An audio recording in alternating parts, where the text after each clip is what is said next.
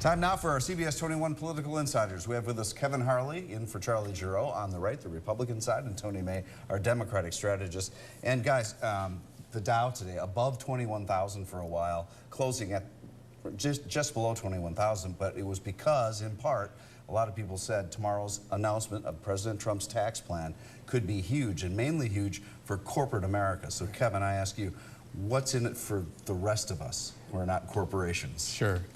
President Trump's tax reform plan is a pretty simple plan. He wants to simplify the tax code, have a middle-class tax cut, a corporate tax cut down to from 35 to 15, and also bring U.S. corporations that are overseas back to the United States and bring their money back to America.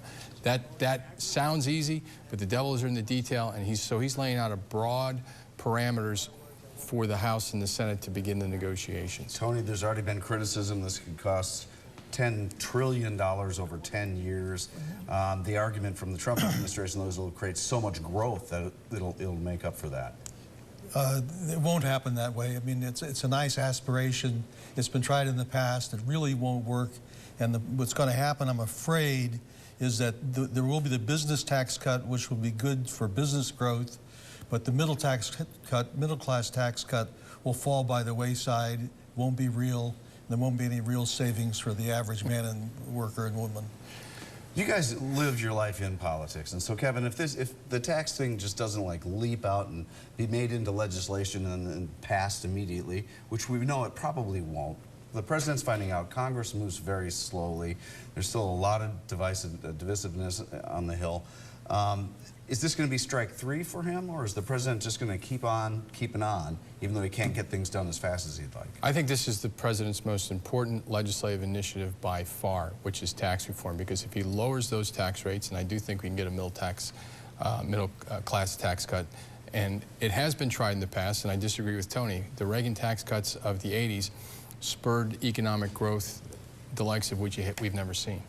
Your response to that? Well, we have seen economic growth, the likes of which, et cetera, and it didn't come from a tax cut.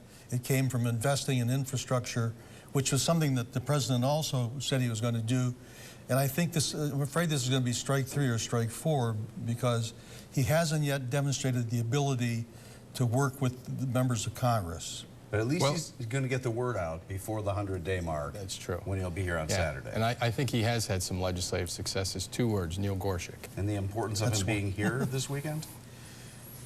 I think it's a calculated move on his part to go somewhere where there's going to be both favorable crowd and an unfavorable crowd outside shouting and creating contrast that he can use to rally the troops. It'll certainly overshadow the Correspondents' Dinner. We know that going on in Washington. Kevin Harley, Tony May, thank you both for being here with our Political Insiders. Catch them every Tuesday right here on CBS 21 News, and make sure to join us for Face the State every Sunday morning at 8:30. This week, we'll break down President Trump's visit and his speech here in Harrisburg.